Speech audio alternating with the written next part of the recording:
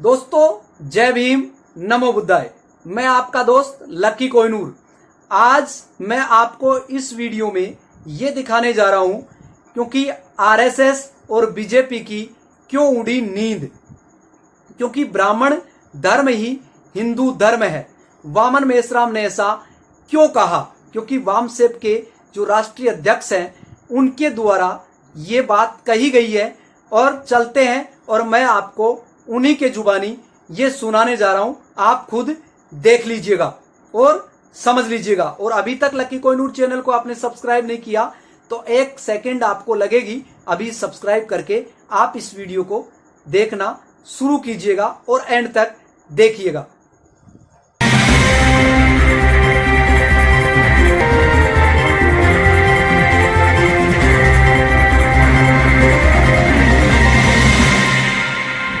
ब्राह्मणों ने एक धर्म चलाया, उसका नाम था ब्राह्मण धर्म।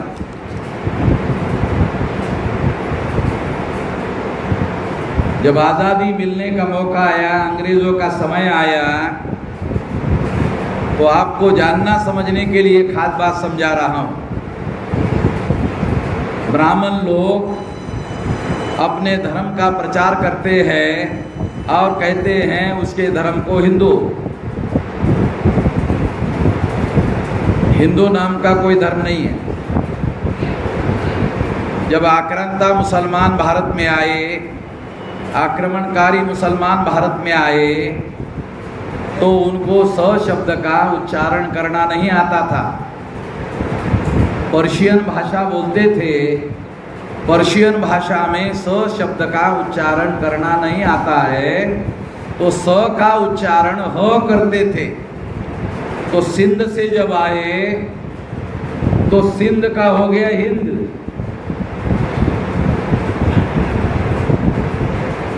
अभी जितने भी हमारे मुस्लिम भाई हैं, मुस्लिम भाई को देश का नाम भारत कहना ही नहीं आता। मुस्लिम भाई कभी भी देश को भारत नहीं कहते। उनको बोलो तो बोले हिंदुस्तान।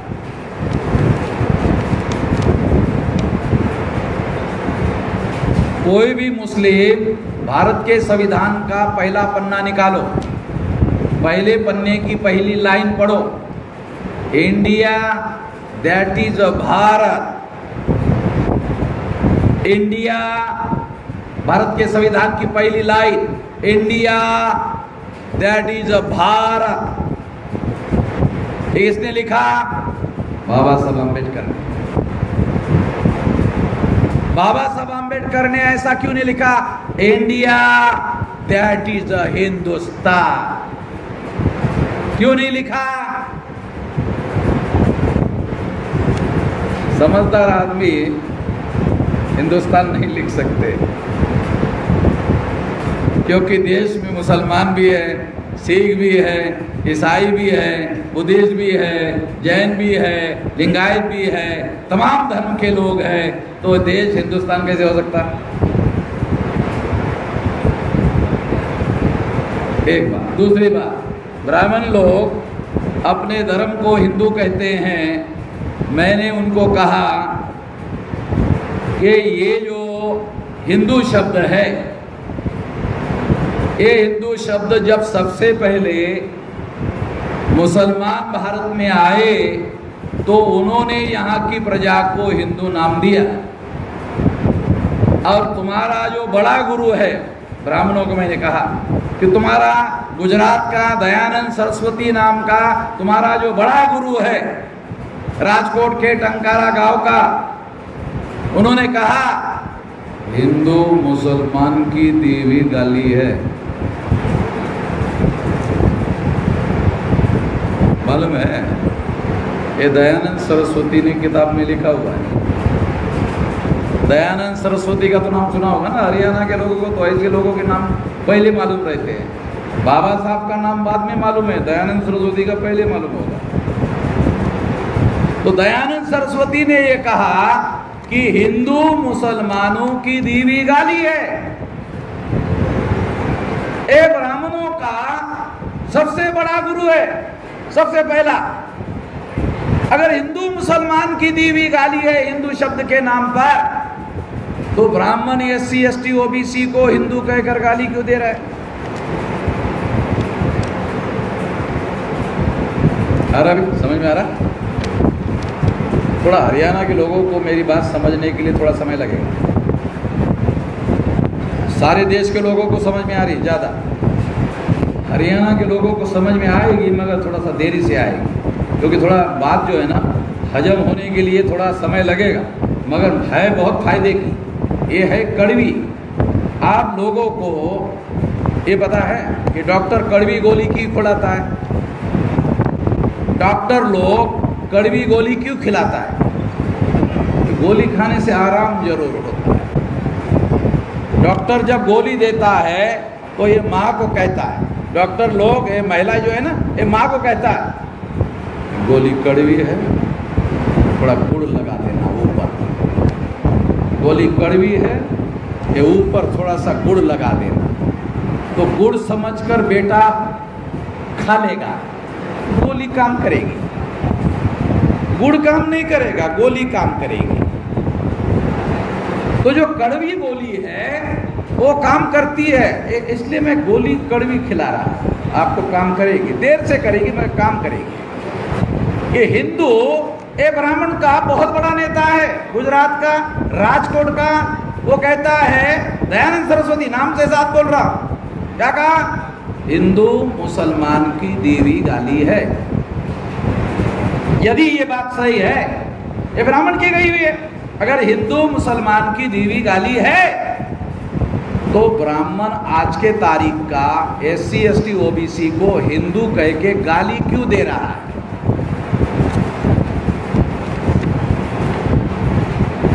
अरे समझ में आ रहा? अगर तुम्हारा ही बड़ा आदमी हिंदू मुसलमान की दी हुई गाली है, अगर ये सही है, तो आज के ब्राह्मण SC ST OBC को कहते हैं ये सारे हिंदू हैं, तो हमें आप हिंदू के नाम पर गाली क्यों दे रहे हो? क्योंकि हिंदू के नाम पर तो कोई अधिकार नहीं है हमें।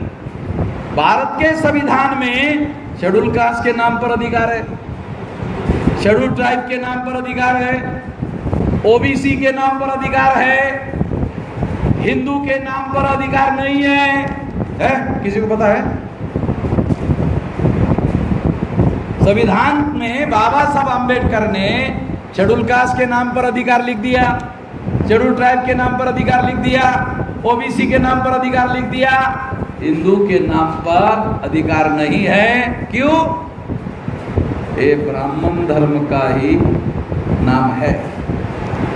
हिंदू धर्म का ओरिजिनल नाम है ब्राह्मण धर्म, और ब्राह्मण धर्म में SC ST OBC को कोई अधिकार नहीं है। ध्यान रखो, तो हिंदू ब्राह्मण धर्म का ही नाम है।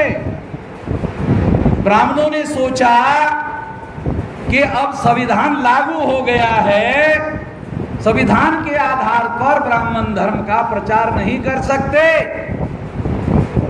है। हमारे लोगों को पता, देखो मुसलमान अपने धर्म का दुनिया में प्रचार कर रहे हैं, क्रिश्चियन अपने धर्म का प्रचार कर रहे हैं, जैन अपने धर्म का प्रचार कर रहे हैं, बुद्धिस्ट अपने धर्म का प्रचार कर रहे हैं। ब्राह्मण धर्म के लोग अपने धर्म का प्रचार क्यों नहीं कर रहे हैं? है सवाल। अगर ब्राह्मण धर्म का नाम ब्राह्मण धर्म है, तो ब्राह्मण धर्म हिंदू के नाम से उसका नाम क्यों रखता है? जब उसका ओरिजिनल नाम ब्राह्मण धर्म है, तो उसका हिंदू के नाम से प्रचार क्यों करता है? क्योंकि ब्राह्मण धर्म के नाम पर अपने धर्म का प्रचार नहीं कर सकता। अगर किया तो आप क्या बोलोगे? SC ST OBC के लोग क्या बोलेंगे? अगर कोई ब्राह्मण आपके पास आया, कहने लगा हमारे धर्म का नाम ब्राह्मण धर्म है, तो आप क्या बोलोगे? तुम्हारा है, देख लो, हमें क्या लेना देना? ये तुम्हारे 3.5% का है, तुम देख लो, हमें क्या लेना देना है?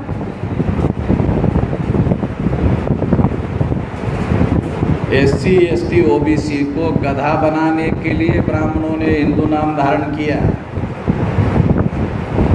SC ST OBC को गधा बनाने के लिए हिंदू नाम धारण किया, क्योंकि कोई SC ST OBC का आदमी अपने आप को ब्राह्मण धर्मी मानने के लिए तैयार नहीं होता है, तो उसको हिंदू बनाकर ब्राह्मण धर्म ही थोपता है। मैं एक बार ट्रैवलिंग कर रहा था रेल में, तो मैं ट्रैवलिंग कर रहा था, तो आपको मालूम है कि एक कंपार्टमेंट में 8 लोग रहते हैं। रेल में एक कंपार्टमेंट जो होता है उसमें 8 लोग रहते हैं, तो 8 लोगों में एक ही ब्राह्मण था। जो 8 लोग थे उसमें एक ही ब्राह्मण था, और वो अकेला ही बोल रहा था और 7 लोग उसकी हाँ जी पंडित जी। मैं नहीं सुन रहा था, तो पंडित जी ने ध्यान दिया और मुझे कहा आप हमारी चर्चा में शामिल नहीं हैं, आप ये चर्चा में शामिल नहीं हैं। मैंने उसको पंडित जी को कहा, पंडित जी मुझे शामिल होना चाहिए? कहा होना चाहिए। मैं देखो दोबारा पूछता हूँ, फिर बाद में मत बोलना, वो मुझे जानते नहीं था मैं कौन हूँ। मैंने दोबारा पूछा, पंडित जी मुझे शामिल होना चाहिए? हाँ होना चाहिए। अच्छा ठीक है। पंडित जी देखो आप तो पंडित हो, विद्वान हो, मेरा छोटा सवाल है। क्या पूछिए? क्योंकि ब्राह्मण को बड़ा अहंकार होता है अपने ज्ञान पर, बाकी सारे लोगों को मूर्ख समझता है। तो मैंने छोटा प्रश्न पूछा कि पंडित जी हिंदू धर्म के धर्म ग्रंथों का नाम बताइए। मैंने कहा आपके सुविधाजनक सवाल पूछ रहा हूँ कि हिंदू धर्म के धर्म ग्रंथों का नाम बताइए। तो बताया वेद, श्रुति, स्मृति, पुराण, रामायण, महाभारत, गीता। मैंने उसको कहा पंडित जी आपने ब्राह्मण धर्म के धर्म ग्रंथ बताया, मैंने आपको हिंदू धर्म के पूछा था, आपने ब्राह्मण धर्म के बताया। मैंने आपको ब्राह्मण धर्म के ग्रंथ नहीं पूछा, हिंदू धर्म के पूछा। पंडित बहुत होशियार होता है, वो एकदम चौंक गया कि ये आदमी सही कह रहा था कि मुझे बोलना चाहिए कि नहीं बोलना चाहिए। 2 बार मुझे पूछा था, तो ये आदमी साधारण नहीं है। मैंने नहीं कहा कि मैं राष्ट्रीय अध्यक्ष हूँ, मैंने कहा मैं तो एक ऐसी जिज्ञासा बस पूछ रहा हूँ आपको। तो उसने जवाब दिया दोबारा, क्या कहा? हिंदू धर्म और ब्राह्मण धर्म एक है। मैं उसके ही मुंह से निकलवाना चाहता था, क्योंकि यहाँ लोगों को भी बताना चाहता, क्योंकि यहाँ के लोग इस बात को नहीं जानते हैं जो मैं बताना चाहता। क्या कहा पंडित ने? पंडित ने कहा ब्राह्मण धर्म और हिंदू धर्म एक ही है। कितने लोगों को पता ही नहीं। मेरे बताने के पहले किसी को पता नहीं है। फिर मैंने कहा पंडित जी अगर ब्राह्मण धर्म और हिंदू धर्म एक ही है, तो इस धर्म का हिंदू के नाम पर प्रचार क्यों कर रहे हो, ब्राह्मण धर्म के नाम पर प्रचार क्यों नहीं कर रहे हो? है? आपका ओरिजिनल नाम तो मैंने कहा ब्राह्मण धर्म है, तो आप ब्राह्मण धर्म के नाम से क्यों प्रचार नहीं कर रहे हो, हिंदू के नाम से क्यों प्रचार कर रहे हो? अरे हिंदू तो मुसलमान का दिया हुआ नाम है।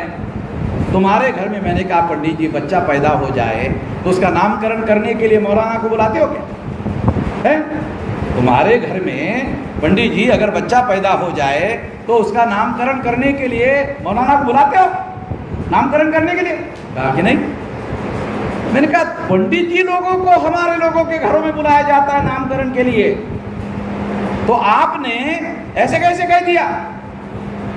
ये हिंदू जो है ये तो मुसलमान का दिया हुआ नाम है।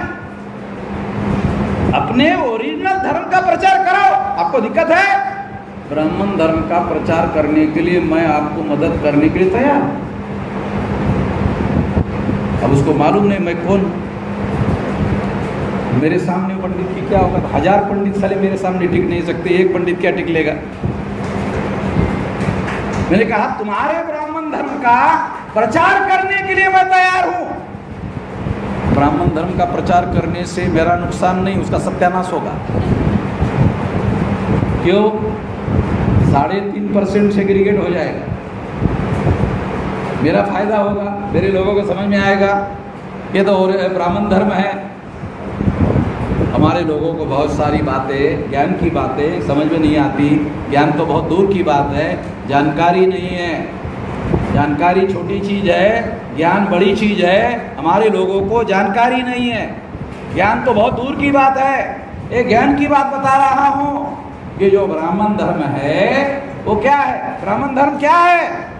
वर्ण धर्म ब्राह्मण धर्म है, जाति धर्म ब्राह्मण धर्म है, अस्पृश्यता मानने वाला धर्म ब्राह्मण धर्म है, महिलाओं को दास बनाने वाला धर्म ब्राह्मण धर्म है, शूद्रों को बहिष्कृत करने वाला धर्म, अधिकार वंचित करने वाला धर्म, पिछड़ों को अधिकार वंचित करने वाला धर्म ब्राह्मण धर्म है।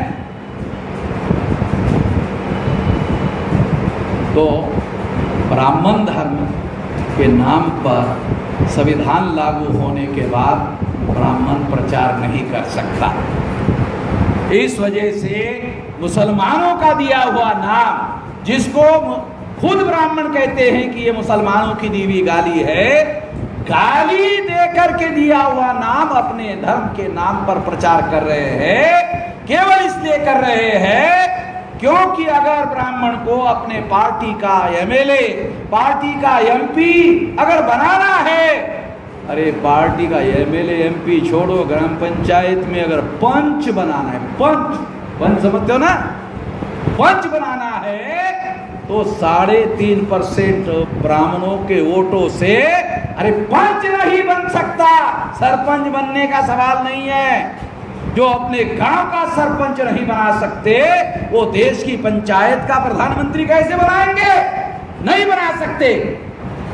इसलिए मोदी को गधा बनाया, इसलिए मोदी को गधा बनाया, इसलिए मोदी को गधा बनाया। 3 बार कहा, आपको डर लगता, अरे क्या बोल रहा है यार आदमी। आप लोगों को एक बार कहने के लिए भी डर लगा होगा, 3 बार कहा भाई।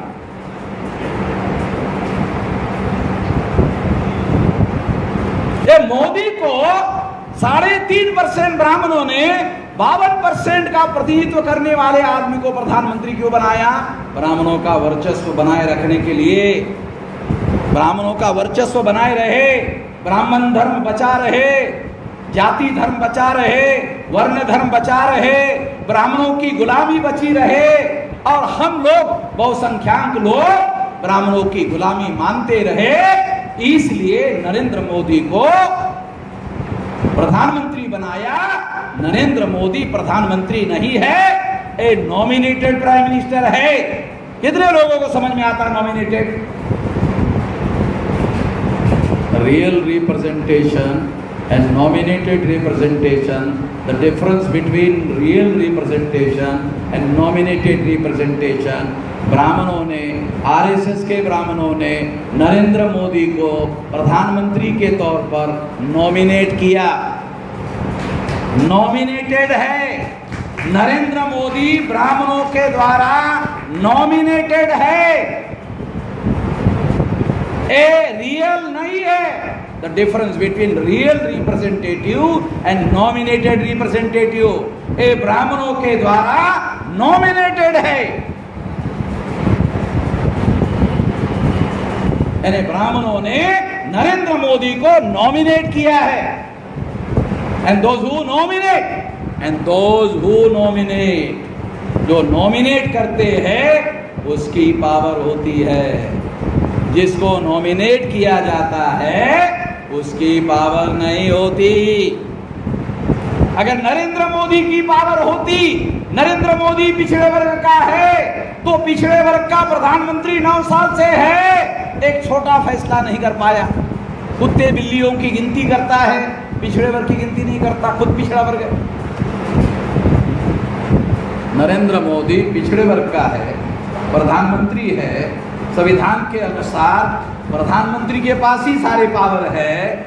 अगर सारे पावर प्रधानमंत्री के पास ही है तो पिछड़े वर्ग का प्रधानमंत्री कुत्ते बिल्लियों की गिनती कर रहा है, मगर पिछड़े वर्ग की गिनती क्यों नहीं कर रहा है? कभी सोचा? आपने नहीं सोचा, इसलिए मैंने सोचा।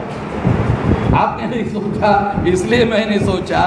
इसलिए उन्होंने नहीं सोचा, नरेंद्र मोदी ने नहीं सोचा, क्योंकि प्रधानमंत्री Narendra Modi real prime minister नहीं है, उसके पास वास्तविक सत्ता नहीं है, उसके पास नॉमिनेटेड पावर है। आरएसएस के लोगों ने नॉमिनेट किया है। आरएसएस के लोग ओबीसी की गिनती करने के विरोधी है, इसलिए ओबीसी के लोगों की गिनती आरएसएस के लोगों ने रोकी।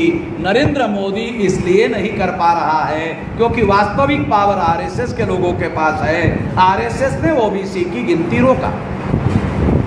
हो गया? सबूत दिया। मेरे पास सबूत है, इसलिए मैं कहता हूं नरेंद्र मोदी गधा है, गधा है, गधा है।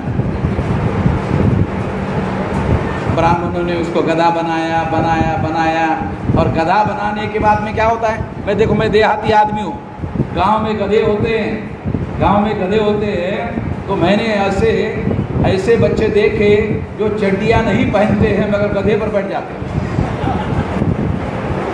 देहाती आदमी को अनुभव बोल रहा हो, चड्डी भी पहनना नहीं आता बच्चे को, ऐसे बच्चे भी गधे पर सवारी करते हैं।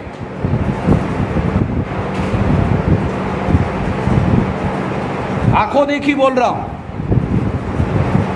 तो साथियों, हम लोगों को इस देश में बदलाव करना है तो संख्या तो लोकतंत्र के अनुसार हमारे पास है। अगर संख्या हमारे पास है तो हम लोग अपने प्रतिनिधि चुनने तक का काम नहीं कर पा रहे। संख्या अगर हमारी है, देखो कांग्रेस की सरकार 31% में बनती थी, मोदी की सरकार 41% में बनी, हमारी संख्या 85% है एससी एसटी ओबीसी की। अगर 85% है तो हमारा आदमी देश का प्रधानमंत्री नहीं बन रहा है, 3.5% ब्राह्मणों का बन रहा है और हमारा नहीं बन रहा है। तो कोई तो वजह है। सबसे पहले नंबर की वजह यह है कि ब्राह्मणों ने हमें 6,247 जाति के टुकड़ों में बांटा। हमारे ही जाति के लोग अपने आपस में लड़ते रहते हैं, दूसरी बात। तीसरी बात, हम इकट्ठा हो नहीं सकते क्योंकि इकट्ठा ना होने के लिए उन्होंने टुकड़े बनाए। हम आपस में ही लड़ते झड़ते रहते हैं, एक जाति के ऊपर दूसरी जाति, दूसरी के ऊपर तीसरी जाति, तीसरी के ऊपर तीसरी चौथी जाति, यानी जाति के ऊपर जाति, जाति के ऊपर जाति, जाति के ऊपर जाति। अरे हर जाति को इस बात का गर्व है कि मैं किसी न किसी के ऊपर हूँ। वो इसलिए जाति को बचाता है क्योंकि वो बोलता कि मैं तो उस जाति के ऊपर हूँ। जो जाति कहती मैं एक जाति के ऊपर हूँ, उसके ऊपर वाला कहता मैं तो इसके ऊपर हूँ, वो बोलता मैं तो इसके भी ऊपर हूँ। तो ये सारा भ्रम जो है जाति के अंदर ब्राह्मणों ने पाल रखा है कि प्रत्येक को संतुष्ट किया, किसी न किसी जाति को किसी न किसी जाति के ऊपर रखा।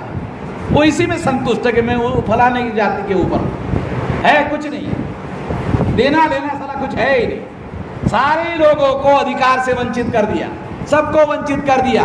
भ्रम क्या रखा? नहीं मैं वो जाति से ऊपर, चलो ठीक है ऊपर है, क्या मिला? कुछ नहीं मिला, ऊपर है, बस यही। तो इसलिए हम लोगों को इकट्ठा नहीं आने देने का एक बहुत बड़ा व्यापक षड्यंत्रकारी समाज ब्राह्मणवादी समाज इस देश में ब्राह्मणों ने बनाया, ब्राह्मणिकल सोशल ऑर्डर बनाया, जाति के आधार पर समाज बनाया। ये जो समाज ब्राह्मणों ने बनाया ये हमें इकट्ठा नहीं आने देता है, और इकट्ठा आना है तो ब्राह्मणों के द्वारा पैदा की हुई वर्ण व्यवस्था, पैदा की हुई जाति व्यवस्था, अस्पृश्यता, इस बात का हमें त्याग करना होगा। और अगर हम इस बात का त्याग करते हैं और 85% लोगों को जगाने का, सबसे पहले तो ये ध्यान रखो, जगाना, पहला काम है जगाना। इसके लिए अभ्यास करना होगा, जगाने के लिए अभ्यास करना होगा, फिर जोड़ना, जोड़ने के लिए अलग अभ्यास करना होगा। तो जगाने के लिए अलग अभ्यास करना होता है, जोड़ने के लिए अलग अभ्यास करना होता है, जोड़ने के बाद संगठित शक्ति निर्माण करने के लिए अलग अभ्यास करना होता है, और संगठित शक्ति निर्माण करने के बाद परिवर्तन के लिए संगठित शक्ति का उपयोग और उपयोग करने के लिए अलग अभ्यास करना पड़ता है और एक्शन करना पड़ता है, तब जाके बदलाव होता है। इतना आसान नहीं है बदलाव, इतना आसान नहीं है परिवर्तन। तो इसलिए ये सारा काम हम लोगों को योजनाबद्ध तरीके से करना होगा।